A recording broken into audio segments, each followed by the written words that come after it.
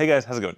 John here from johnslake.com, and it's finally here. It's finally happened. I am now a proud owner of my first ever wake surfing boat. In this video, we're gonna have a quick uncovering of the boat. I'm gonna share with you 3 things I absolutely love about it already in my first week of ownership, and 3 things I've identified as being kind of like a, why would they do that? All coming up in this video. I can't wait to show it to you. Let's go ahead and uncover this baby.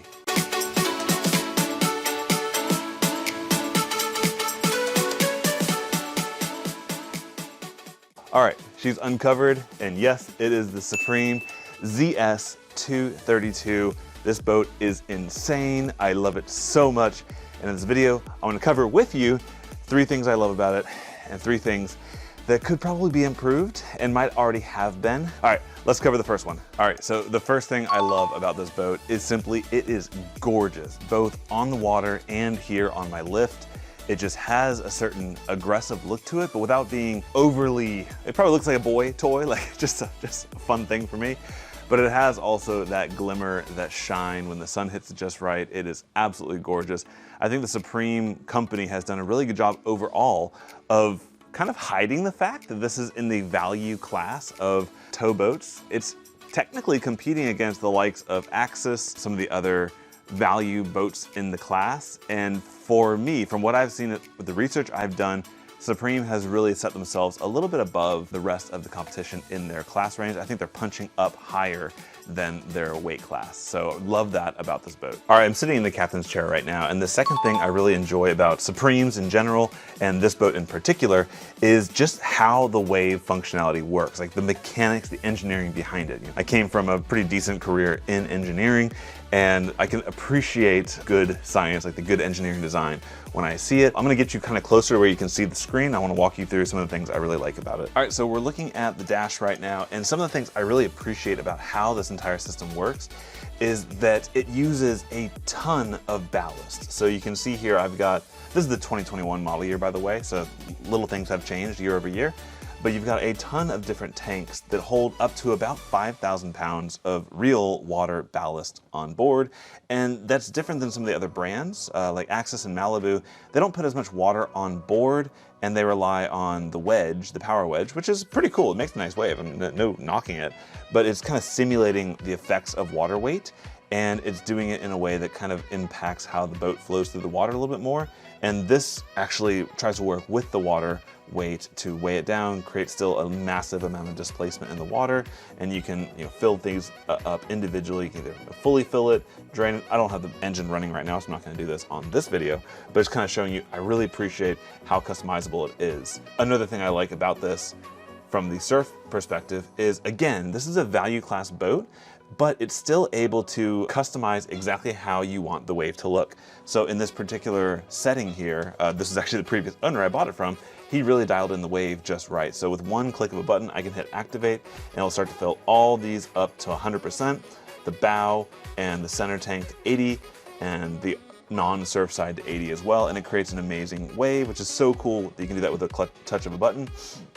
And you can play around with different settings. So here's a goofy setting.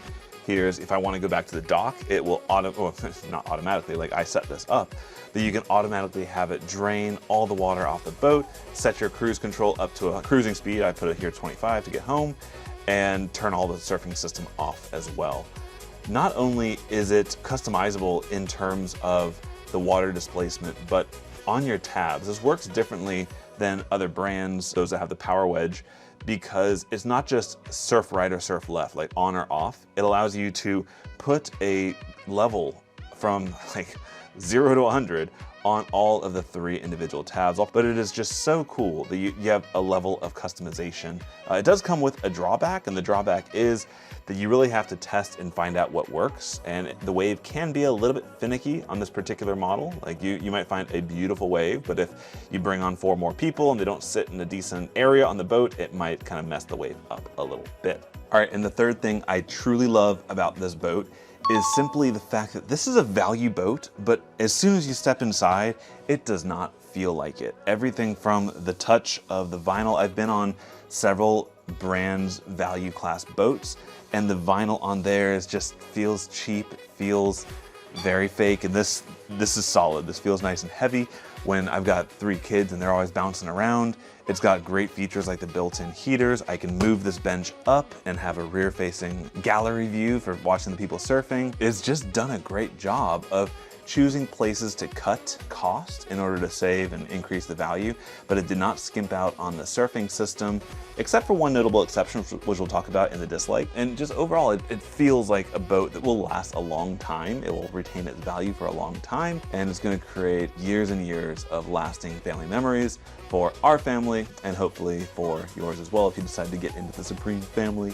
But again, this is my first surfing boat, so I'm not trying to say this is the best in class of everything, but I want to show you my personal experience. All right, so those are 3 of the things I absolutely love about this boat so far. Let me also share with you 3 observations and 3 things that kind of make me go, huh, that's kind of weird, that I've discovered and picked up on so far. All right, so here are 3 of the kind of not so amazing things about this boat so far, and I'm showing you this just because as any new buyer, oftentimes whenever you watch a YouTube video or something, it's from the company and everything is great, everything is wonderful. And although this is my baby and I love her so very, very much, I also want to let you know some of the things that you want to research for the boat you're looking at to make sure if it's going to kind of work well or not for your needs. And these are in no particular order. I'm just going to kind of list off a few observations I've made. The first one here is, it's going to sound like really silly, and it probably is, but you experience it all day, every day. And that is the volume controls and just the entire volume system on this boat. Okay, so we're looking at the auto volume control, and what auto volume means is that if you are at idle, the volume will come down. If you start to move and go fast and get to surf speed where the engine's roaring at 3,500 RPMs, it's gonna come up and get louder. This is great, this is what you would expect it to do. I will let you know though, it's a little bit finicky. You might say, for example, at idle, you might set it to 25, and then you rev up and you rev down, and all of a sudden the idle volume has dropped down to 10 or like 13 or some weird number. So I feel like it's one of those where they're trying to be too cute with it and they could have just chilled out. They do have the settings down here where you can come in and pop into your user settings and you can change the intensity, which from what I've seen, a low intensity means that if you want the volume to be 50 at idle, it'll be maybe 60 when you're going full bore. But intensity of 5 would mean if you had your idle volume at, let's say, 20, then when you get going a little faster, it'll go from 20 up to 50 or 60 or 70. So the intensity is like the range that the volume will move as you are changing your RPMs and your speed on the boat. So it's a cool system. It is a little finicky. And along with that, just in general, if I'm surfing, I'm gonna normally be on this setting where I can see my speed, I can set my cruise, I can make slight adjustments to the surf system as I'm going. But also, I wanna be able to quickly change the volume. And this is where other manufacturers, I think, have had a better UI, user interface, where you could either have like a physical knob to twist. I would love that. I'd love to have a volume knob, like call me crazy. But instead here you have to be able to tap, and this is when you're rolling through the rockers, you get the button, then you have to change the volume up with a slider. Sometimes the plus and minus buttons don't work, so you're doing this. And it sounds like, yes, this is totally a first world problem, but it's one of those where you want to be able to hear your rider. If somebody fell off a wave and they're yelling at you or they're asking for help, you don't want to wait for the finicky auto volume to drop to kind of hear them, and this is just a bit of an annoyance. Yes, definitely a first world problem. All right, so the second kind of head shaker of an issue, I understand why they did it, but it is still a con from the just day-to-day life with the boat, is when you have you're switching riders or you're taking a little break. My kids will call it a little swim in between riders. They just want to do some cannonballs off. The tanks are full in surfing mode, but they just want to cool off, right? If you try to save engine hours, like try to keep the amount of usage on your boat down to a minimum to obviously like have all the benefits there, keep your warranty longer, all that good stuff, you want to be able to turn your engine off in between riders. It's also good so you don't smell any fumes or anything in between riders. A lot of reasons to do that, right? Well, there's a safety feature on this, and I think all Supremes, and I believe also Centurions, I'm not entirely sure on that, where it will automatically drain the ballast, all the ballast on the boat in 4 minutes.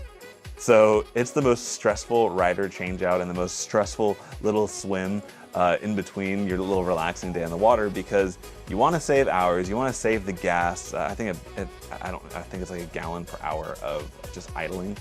Anyways, but having that little countdown timer is a total drag. So what we kind of end up doing is we'll turn the engine off and then we'll turn the battery back on so we have our music and everything, and there'll be this countdown time. It is a safety feature. I'm gonna probably butcher the titles, but it has something to do with a term called hydrolocking, I think is what it's called. And that essentially means the boat can be so low in the water, and I'm gonna mess up some of that. I was not a mechanical engineer, but it can impact the ability for the boat to turn on again. You can be like stuck out in the water with a boat full of 5,000 pounds of water. So it's a safety feature. These boats are expensive, so it does make sense to have a safety feature on, but to my knowledge, not all boats have that same annoyance or that safety feature kind of hindering your time in the water. So I wanted to call that out to make sure you guys were aware of it as well. All right, let's move on to the final downside, and this one is fixable and it's on my to-do list for a future video, so let's go over there now. This is the third con of the boat so far, and this one is the smallest of all of them, honestly, because it's very fixable and that's on the to-do list. So this is a model year 2021. Obviously, I think the 2023s are coming out very soon, so this is not a brand new, like this isn't a first impressions of a brand new boat. Sorry, I'm not that rich and I didn't have the patience to wait for the manufacturing time. But what I do have for you is kind of a better upgrade anyways. So on the 2021 model years, they did not have the Silent Stinger upgrade option. And what that is, you probably already know if you're watching this video, but if you don't, it's a way of kind of baffling the water down through these little tumblers that sits on top of the center plate, and it allows the fumes to hopefully sit further down in the water, as well as be diffused and reduce sound and noise volume. So that's all great. This model year did not have the option, but not only that, from going through my Facebook groups and doing some research, I've discovered that there's actually a better option than the Silent Stinger as well, and there will be a future video on that. It's called the Fresh Air Exhaust. So if you want to see how to really reduce the volume of this boat as well as reduce the fumes, go ahead and subscribe and like the video and do all that stuff, because it'll be coming very, very soon. I'll be doing the upgrade as soon as the season is over and it's not so fun to surf. So yeah. Anyways, the downside is it doesn't have anything. It doesn't do anything to reduce the fumes. I'm gonna show you, I'm gonna kind of lean over the edge of the dock and get you a view of what's going on down below. All right, so hopefully you can see that. About over there, you'll see we have our center tab, and it just has the exhaust chute right out of that little metal cylinder there. And I'll be honest with you, there are some days when the fumes, you can smell them, and that's no bueno, that's not good. So the Silent Stinger is a good first step to help out with that, and I'm sure there's plenty of content you guys can take a look at of the Silent Stinger, but there's something called the Fresh Air Exhaust, which kind of attaches onto the center plate, and it actually cuts a hole through the middle of the center tab. Yes, I'm very nervous about cutting a hole into my big fancy shiny toy, but it pushes the water, or it pushes the exhaust further down in the water. It reduces the volume of the engine noise significantly, especially at idle. It does a lot of good things. So I'll be reaching out to the company and getting one of those installed on here, and I'll share with you that entire process. So right now, the exhaust coming out can be a little bit of a bummer, because especially when you combine all the factors, right? So you can't turn the engine off for more than 4 minutes before it auto drains. So you kind of want to run the engine even in between rider changes, but then you have the exhaust kind of shooting out straight, not being pushed down through the water. So there's kind of a combination of factors which can make that a little bit not amazing. That being said, it's not a hugely expensive fix to fix, but it does require some alterations, and just when you look for your first wake surfing boat, that is a feature I would put very high on my list. Anything that improves safety, carbon monoxide, all that really scary stuff. Anything that improves safety, reduces the noise so you can have a more peaceful time on the water. I guess if you're like a motorhead, you might want additional noise. I got a friend like that who wants it as loud as possible, to each his own. But that's one thing I want you to be aware of. So let's go ahead and wrap this up. I hope you've enjoyed this video and enjoy following along this experience of getting into wake surfing. If you are brand new into wake surfing, I'm gonna help you out. I am not an expert at all. I'm not gonna tell you I'm an expert. I'm learning along with you, and I'll share my learnings with you as I learn them, so you can get the actual perspective from a beginner to a beginner, helping each other along. So go on, join the community, subscribe to the channel. I also have a free guide that can put together the beginner's guide, all the things that I wish I knew before I bought the boat, as well as some of the things that I am learning and picking up to improve the process of getting out and having a good day on the water. That's a completely free guide in the link of the description down down below. So go ahead and check that out. And I'll see you guys real soon. I'll have videos coming out about every week on this channel to help you have a better time out on the water. So that's it. John here from johnslake.com signing off. Have a great day and enjoy your time on the water.